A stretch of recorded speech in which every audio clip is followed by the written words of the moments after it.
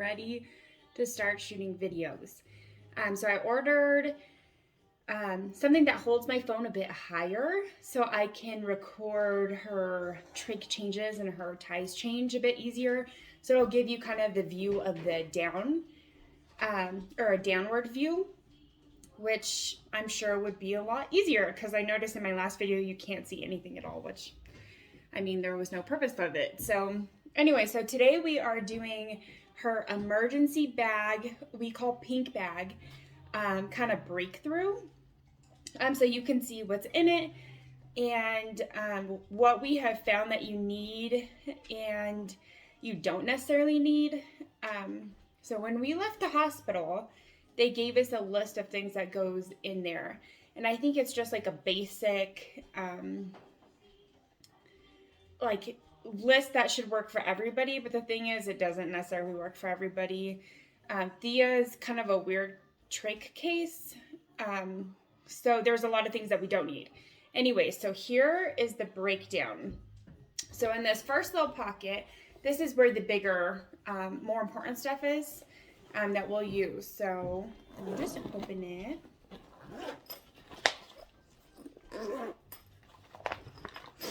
Okay, so here we are. Okay. So this bag we use if there's ever an emergency, hence the emergency bag name.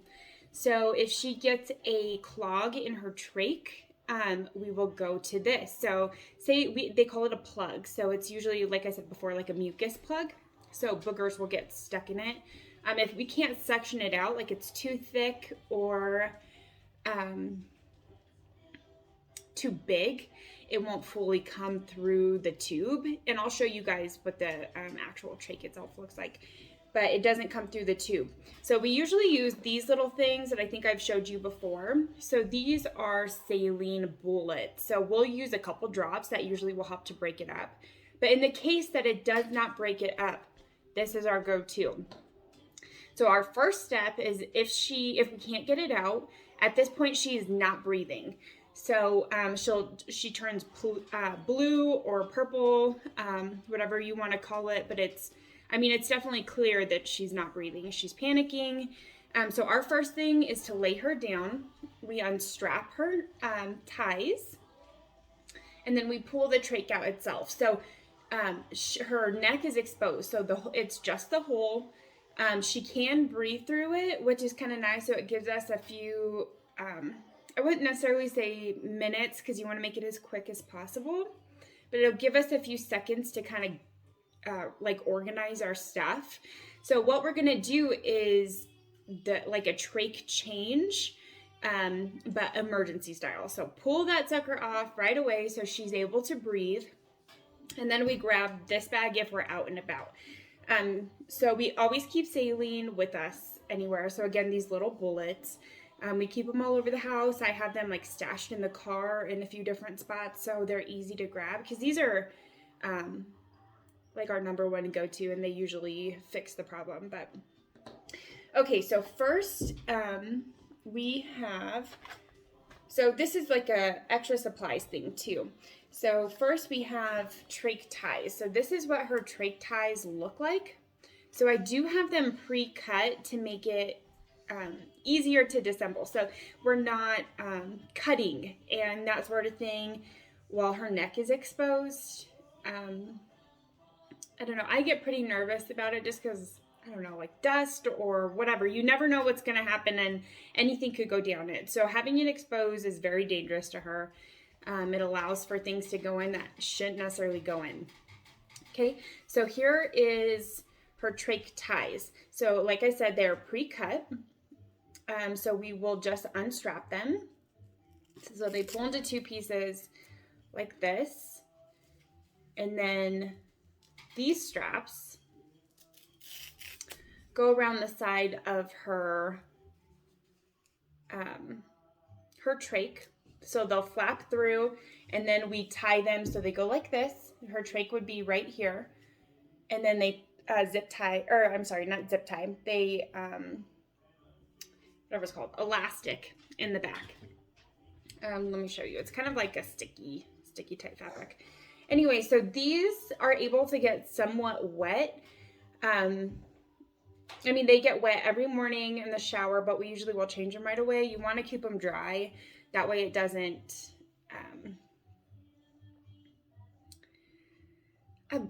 she doesn't have breakdown of her neck. Okay, so there's these little babies. Let me put it back in here. Okay, and so one of the most important things for this is obviously going to be the trach itself. So we keep it in a bag to keep it sterile. So this has to be sterile. This thing goes in her neck. Any little thing that, if there was like dust or dirt or anything like that, it's going to go straight down to her lungs if there was any like liquid or anything like that. So we have to keep it super sterile, anyways, to the best of our ability. So this is it. Okay, and I'll show you guys a breakdown of it in another video. I think that'll be easiest. So this thing right here comes out. That's called the obturator. And then this part goes down her neck. And then these right here are the pieces that the neck ties strap to. Okay, so this obturator has to be in order for us to place the trach back in. So what it is a metal kind of, it's just like a metal piece that goes down into the trach and it helps to hold it still. So we would lay her back and then shoulders slightly elevated up so it gives us a nice open airway.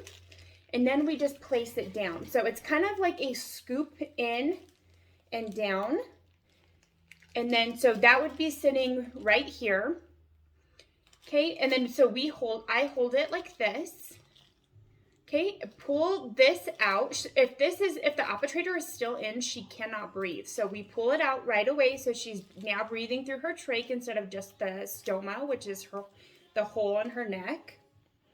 So now we're gonna grab the gauze. So this is it's called a split gauze. So it's pretty much, I think they're 2x2. Let's see if it says. Yeah, so 2x2, and then there's this little like line split through the top. So what it does is it goes underneath the little flaps. Let's see if I can show you guys. So it goes underneath the little flaps, and it goes pushed up right through here. Okay, so I'm going to take it apart just so you can see it. I guess it would be helpful if I probably show you on a trach, but I'll show you guys later. Okay, so this is the split gauze. So you're now going to have the trach, this around here, and then you're gonna, so I sit her back up, and then I restrap her straps and then get her hooked on her ventilator right away. So normally at this point she's fine. It's only because of that clog that she wasn't able to breathe. So she's breathing while I'm doing this. She's super irritated because, I mean, it's annoying to be held down, especially for babies. I think anybody, it's annoying to be held down. This one's a little bit more scary because there's a point in time where she's not breathing. So she's in full panic mode on top of us holding her down to switch out her trach, which is probably not the most comfortable thing. So there's those. Those are the most important pieces of this. Oh, and I forgot one more super important thing. So we use lubricant at the tip of her trach before we insert it in. So it's going to make it a little bit more, easier to glide through. If not, it definitely, I'm sure, would hurt her more. It makes sure that it's going down the right channel in her neck. So we just use a dot of this, we dab it, and then we place it. So this is also a super important thing. I suppose you could probably do it without it in like a crazy emergency. But because she can breathe when she doesn't have her trach in, she can breathe through her stoma hole, then it's important for us to keep it. So we keep extras of these in here also. So let's see what else is in this little bag. Okay, so this one is pretty important too. So this is called a oh shoot, a wedge. Okay, so a wedge. So this is gonna be for, let me show you. So her circuit, so her like connecting cords, they connect to this piece right here. Because of spit or, I mean, in Thea's case right now, food makes it kind of sticky, like if she'll get food on there. So we use this to wedge in between her circuit and her trach to separate it if we're not able to pull it apart ourselves, which isn't super common, but it's a very important thing if we're doing like a trach change, right? Because we need to have it separated in order to pull it out and replace it with a new one and then reconnect her. Okay, so there's the wedge. Let's see, so we have some alcohol swabs. So these are pretty important. Again, we have to keep everything pretty sterile.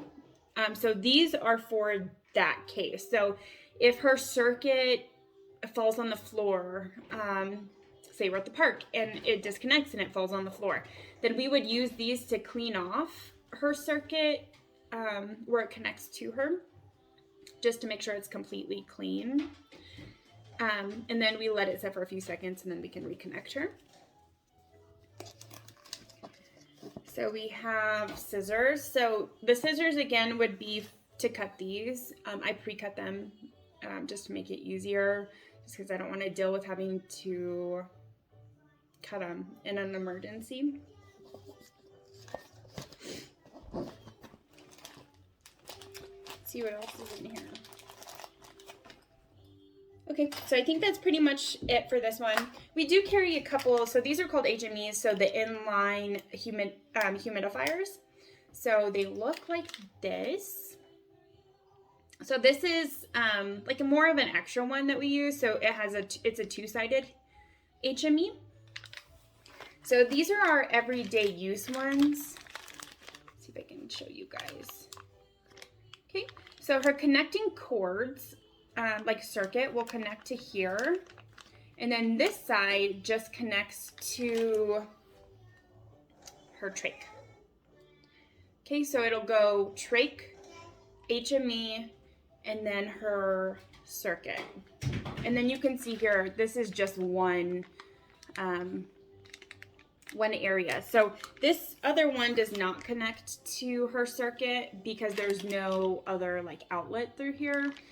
These are just, this would be like her daytime HMEs when she's not on the ventilator. We use these as a backup. Okay, and then again here, one more time, is the one that we use all the time.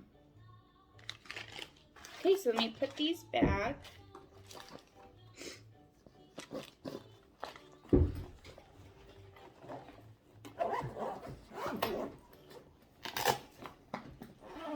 Okay, so the top area. So again, one of our more important things that we carry is going to be this little guy. So this is an ambu bag. So this would connect, this would breathe for her instead of the trach. So we use this, I would say super often, but definitely more so now than we ever have before. She is a big fan of holding her breath when she's crying. So it's a normal kid thing, but I think because of Thea's like autonomic thing, it doesn't like click in her brain that like, okay, I'm crying, I'm not breathing, I need to start breathing again. So she'll go longer periods of not breathing. We haven't had her pass out just yet. But she has gone blank with eyes open. So there's been a few pretty scary moments. Anyway, so in those times, this is when we would hook her up. So you have her trach here. So this would just connect straight to her trach, and we would do, normal, I'm not going to show you how to work the ambu bag, but There you go. So here, and then we would give her breaths until she starts breathing.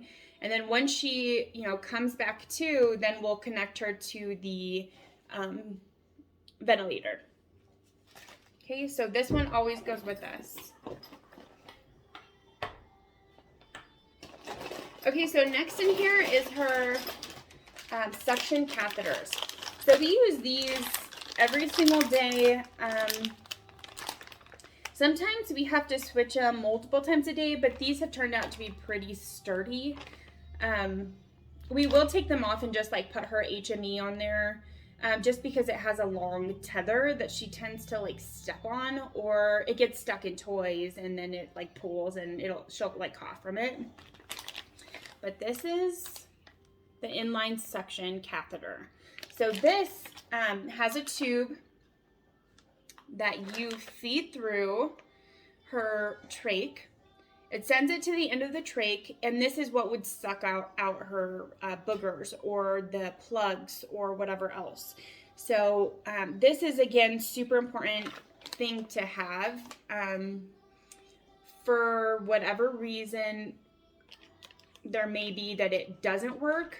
We bring backups just in case.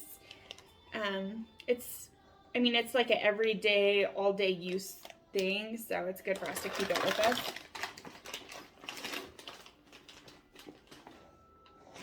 Okay, so I'm going to put these ones back.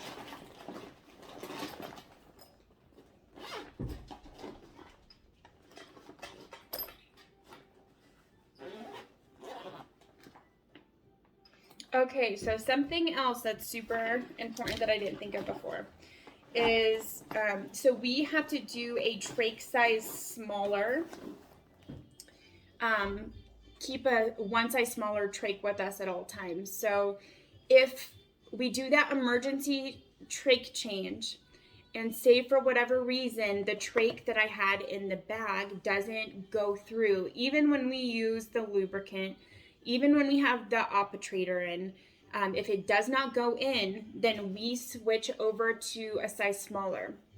So she is a 4.0 pediatric, and this is the 3.5. So it's just a tiny, tiny bit smaller, but we always keep this as backup also. So we're not going to struggle with it, right? Like if she's not breathing, we need to just get one in there. So that's what this is for.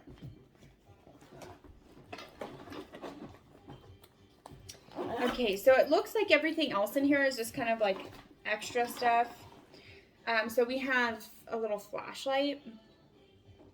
So this comes mostly handy if we are driving back home. Let me think of the times we've used it. Driving back from Albuquerque to where we live. So it's like an 1.5-hour drive. She gets really dry being in the car for long periods, like her trach does. Which means clogs or plugs. So this just kind of helps to take a better look at her to make sure her color's okay, she's breathing correctly at night, but also in our bedroom. So we like to keep the lights down so she somewhat stays asleep, but her vent is going off all night long. So we will use this to just kind of take a peek at her. So we don't turn on all the lights and wake her up if everything's fine. So this has come in handy quite a few times. Okay, and then we also keep a ventilator charger, extra charger in here. I highly recommend this also, especially when we first came home. She was on the vent all the time and it died. Even though it's supposed to have this like crazy long battery life, it doesn't necessarily, especially if she's on it all the time and her alarms go off all the time. So this comes in handy. We also have a car charger one that we keep in the car at all times. I highly recommend having both. We don't go out of town crazy often, but often enough that it's super important to have both, because if we didn't, or we're not able to charge it, we probably would have to go to the hospital and then have somebody from our town bring it down. So super important. Okay. Looks like that's it, guys. looks like that's it, guys. Hope you enjoyed this little video. I'm excited to start shooting more stuff for you guys, and so give you a little bit better glimpse of our life and our day-to-day